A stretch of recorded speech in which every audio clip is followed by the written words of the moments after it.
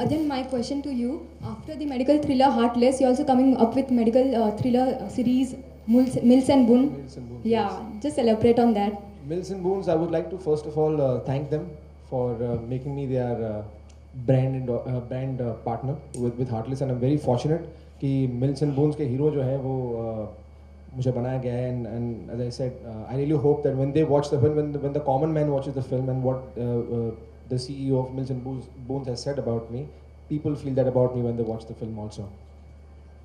Mills and Boone is actually coming out in India with their medical series. वो एक बहुत ही एक अलग किस्म की लव स्टोरीज लिखा करते थे, and Mills and Boone has been an integral part of all our lives, and especially girls, where the Mills and Boone was supposed to be the quintessential taut, dark and handsome guys, you know, and it was always the younger girl falling in love with the older guy. Very Lamhe, very Mills and Boone. So that's why when that film was released, they said it's very Mills and Boone. Mills and Boone also has needs to kind of reinvent itself, and that's why over I don't know how many countries in so many different languages, Mills and Boone is published by Harlequin, which is a 106-year-old publishing company. So they have now decided to venture into this medical series where the protagonist can be a doctor or working in a hospital or somewhere, some such, connected with the medical field. So it was very, it followed as a natural corollary, as it's very befitting that the two of us sort of join hands, because ours is also a romantic medical thriller. So the timing was just perfect. And I think it would be very interesting to read the Mills and Boone stories as much as it would be wonderful to watch Heartless. Since this movie is based on social awareness cause, and mostly what happens when the movies are based on some kind of social awareness and all that, so usme for female characters the scope is quite a bit little bit. So how much confident are you about your screen presence and all that? I think in the film, Shekharji had given me a very important, strong role, and I think everybody actually in the film, they all have strong roles in the film. So, yeah. And until you actually don't watch the film, as I said, मैं जब लोगों से बाहर बात करता हूँ तो उन लोगों को उन्हें शायद यही लग रहा होगा कि maybe she's wearing a bikini in the film and giving me a kiss and running around the trees singing the song. But I'm not just in the songs. But you will be surprised when you watch the film.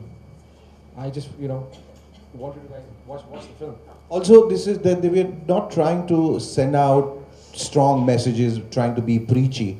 I think with this film, if you get to learn one new thing, which is anesthesia, when somebody asks you, I know it, what it is. I think we have served a purpose. We are not there we are not medical professors, we're not head departments, he is. And we, as I said, cinematically, we have incorporated that in our film to make it more interesting. I think also that every film has a social responsibility.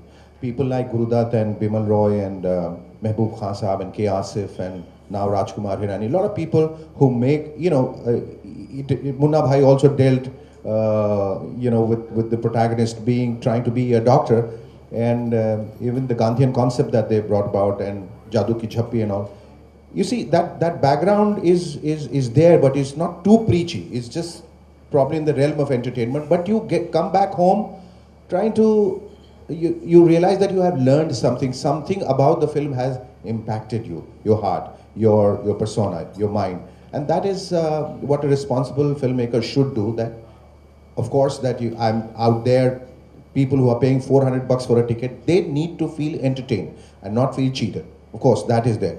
But there has to be something beyond that should be called take home. So when I come home, a cinema hasn't ended in cinema theaters. You actually get it home, and that's why a lot of these old cinemas, like even if you watch like Mughal-e-Azam, or you watch like Ganga Jamna, or you watch like Anand, or watch like Mera Naam Joker or Do Bigha Zameen, all these were wonderful films with a social message, but they were, as I said, they were encrypted. You had to decode it. They would not be there right in your face. Similarly, in the film, also the relationships that have explored between two lovers or mother and son, or between two friends, or the relationship between the doctor and the patient, they're all there. So at the end of the day, it depends on every individual how much of that you want to imbibe. On the other hand, जब आप नया subject लाते हैं तो आप ज़्यादा इत्मीनान में रहते हैं कि मैं कम से कम कुछ नया कर रहा हूँ, और दर्शक हमेशा आप उनको यही सुनते हैं कहते हुए जो बाहर आ गए, यार ये वही चीज़ दिखा रहे हैं यार, पिछले 10 साल से हीरो मार के चला गया और वो विलेंस उड़ रहे हैं ऊपर में, आप खाना खा के आ जाओ, 3 घंटे के बाद आ जाओ, 3 दिन ऊपर ही उड़ते रहते हैं, खाली हीरो बदल जाता है।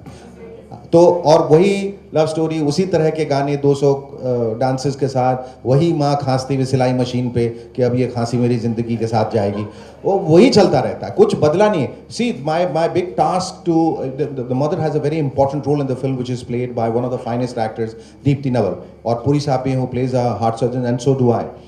दीप्ति नवल के लिए एक स्टीरियोटाइप हो सकता था कि एक, अगर आप किसी एक्टर के पास जाते हैं, पूछते हैं, वो पूछती हैं आपसे क्या रोल है, आप कहेंगे यू प्लेइंग अ मदर, बोले थैंक यू, हम फिर मिलेंगे, ऐसा होता है. लेकिन मैंने उनको जब ये कहानी बताई, she was so excited about her role, क्योंकि मैंने उसको एक डिफरेंट तरीके से पेश करने की कोशिश की. About a woman, she is a woman of substance, also she is an entrepreneur, she is a business woman, but at home she is the quintessential protective emotional mom. और उसका बैलेंस कैसे, उसका संतुलन उन्होंने कैसे बनाया उस रोल में. And it's a role that is from the first frame till the end frame. तो she for me is also the hero of the film, क्योंकि जो अहम characters they all heroes of the film. Hero का मतलब वो नहीं जो हीरोगिरी करता हो या हीरोइज्म करता हो, हीरो का मतलब जो कहानी को आगे बढ़ाता है. So in that sense I think I have tried to, I have attempted to do and I've dared to do something different, and I hope people like it, because unless you don't go out and experiment, we'll be in the same rut doing the same things what a lot of these filmmakers have been doing over the years. बहुत ज़्यादा excited हूँ, और excited इस बात का हूँ कि एक तो फिल्म रिलीज़ हो रही है 7 फेब को, और दूसरा कि यार लोगों का पॉजिटिव रिस्पांस मिलना बहुत ज़रूरी है फिल्म के लिए. और म्यूज़िक तो is touch wood doing so well, और फिल्म के प्रोमोस को लेकर भी लोग बहुत एक्साइटेड हैं. और मैं हर घंटे लोगों से सोशल नेटवर्क पे बात कर रहा हूँ, I am talking to them Twitter पे, फेसबुक पे, और लोगों से मिल रहा हूँ कॉलेजेस में जाकर, और बहुत अच्छा लग रहा है यार. I really hope that Heartless does well. Of the top 10 directors that our country is gonna have very soon, ऐसा मुझे लगता है, ऐसा मेरा मानना है as an actor. I think इतना डिफिकल्ट सब्जेक्ट चूज़ करना और अपने पहले डेब्यू में, डायरेक्शन के डेब्यू में एक ऐसी film banana, I think it's commendable. And I really मैं दुआ करता हूँ, आशा करता हूँ कि लोग उसे अप्रिशिएट करें. नहीं, हमने आपने बिल्कुल सही कहा, नए तरीके का जॉनर शुरू हो रहा है, first romantic medical thriller of India. और जैसे कि डैड ने कहा कि ज़िंदगी में अलग करना बहुत ज़रूरी है, और अगर आप उनका करियर देखें तो उन्होंने बहुत सी चीज़ें अलग की हैं अपनी ज़िंदगी में, और नई चीज़ें करने की कोशिश की है. और Heartless is not different, is no different. And जैसे कि मैंने आपसे कहा कि एक नया जॉनर है, और मैं यही आशा करता हूँ कि लोग भी इसे बड़े तादाद में एक्सेप्ट करें. मेरी हैसियत नहीं है उनसे आर्ग्यू करने की. I think he is had far more experience as an actor in this industry. और लेकिन हाँ, ये ज़रूर होता था कि मैं डैड को बोलता था, जब हमारे सीन्स होते थे साथ में, तो मैं उनसे कहता था कि मुझे ये शॉट दे दो यार, ये शॉट मुझे बहुत पसंद है. उस पर बहुत आर्ग्यूमेंट्स होते थे. लेकिन जहाँ तक परफॉर्मेंस का सवाल है और एक्टिंग का सवाल है, वो तो मैं मतलब I can't even think of arguing with my father on that. कुछ मैं पहले भी कह चुका हूँ और अभी भी कह रहा हूँ कि इससे बेहतर रोल शायद मुझे इस इंडस्ट्री में कोई डायरेक्टर नहीं दे सकता. और चाहे मैं कितनी भी बड़ी फिल्में कर लूँ, लेकिन ये फिल्म मेरे दिल के बहुत करीब रहेगी और बहुत स्पेशल रहेगी, बिकॉज़ ये ऐसे किरदार रोज़ नहीं डेवलप होते. और मैं बहुत खुशकिस्मत हूँ कि मुझे एक ऐसा रोल दिया गया जिसे मैं शायद ज़िंदगी में कभी नहीं भूल पाऊँगा. नया जॉनर है और नया करना बहुत ज़रूरी है. नई चुनौतियों को स्वीकार करना बहुत ज़रूरी है. नए विषयों की खोज, उनको फिल्म का हिस्सा बनाना बहुत ज़रूरी है. फिल्म 4-5 इमोशंस में ही चलती हैं, चाहे वो और इस जॉनर में चलती हैं, या तो एक्शन फिल्म होगी, या वो ड्रामा होगी, या वो कॉमेडी होगी, और या म्यूज़िकल होगी.